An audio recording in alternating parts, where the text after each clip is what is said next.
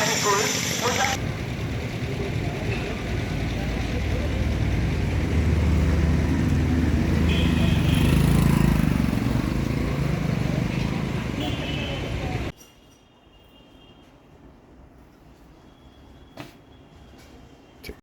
भाई बोल रहा है।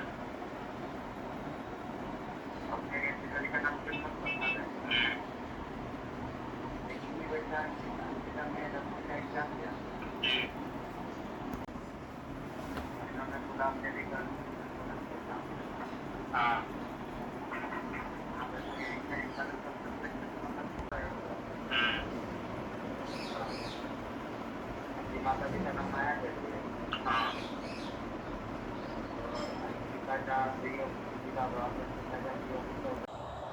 हाँ, क्या हुआ है आपके साथ? हाँ, मैंने यूपी बोर्ड से 10वीं की एग्ज़ाम दी है। 3 अप्रैल को एक कॉल आया मेरे भाई के फ़ोन पे। उसने बोला आपकी बहन फ़ेल है।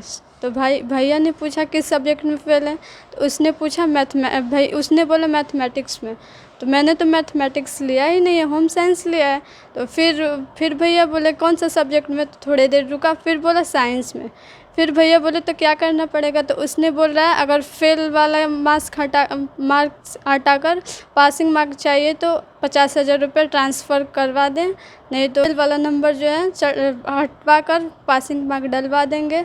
और उसने इलाहाबाद ऑफिस में भैया को बुलाया था। अच्छा, तो पिछले कब आया था ये फ़ोन? हाँ, 3 अप्रैल को आया था। अभी तो आप लोग परेशान हैं? हाँ, 10-15 दिन से तो परेशान ही हैं कि ये कौन है और क्यों इतना परेशान कर रहे हैं लोग छात्रों को। और सोच भी रहे हैं कि ये कहाँ के हैं, ये सब परेशान करने वाले हैं। नहीं, बच्चों को हम पूर्णतः उनके गार्जियंस और बच्चों को पूर्णतः यह सलाह दे रहे हैं कि किन्हीं भी स्थितियों में ऐसे फ़ोन कॉल को बिल्कुल नज़रअंदाज करें। ये फर्जी फ़ोन कॉल है, कोई इस तरह की बातें नहीं है। इनके विरुद्ध संबंधित थाने में जो भी निकट हो, उनके विरुद्ध प्रथम सूचना रिपोर्ट दर्ज कराएं, क्योंकि यह कॉल बिल्कुल फर्जी है। इस तरह की कोई घटना हो ही नहीं सकती है, इस तरह की कोई बात हो ही नहीं सकती है। बोर्ड किन्हीं भी स्थितियों में इस तरह की बातें नहीं कर सकता है और ना हो सकता है। ये किसी साइबर कैफे से ये उसके पूरे डिटेल को निकाल करके बच्चे के माता पिता और उनके सबके नाम को निकाल करके ये सिर्फ गुमराह करने की बात की जा रही है। ऐसा ऐसा कभी भी नहीं हो सकता है कि कोई पैसा लेकर के और वहाँ नंबर बढ़ा देगा, क्योंकि किसी को पता ही नहीं रहता है कि कहाँ पे कॉपी जच रही है। एक बात, दूसरी बात, फिर दूसरे स्टेज पे जब नंबर चढ़ने की बात आती है, जो संस्था कॉपी जांचती है इकट्ठा, मतलब जो इकट्ठे नंबर चढ़ाती है, वो नंबर कैसे घटा बढ़ा सकता है?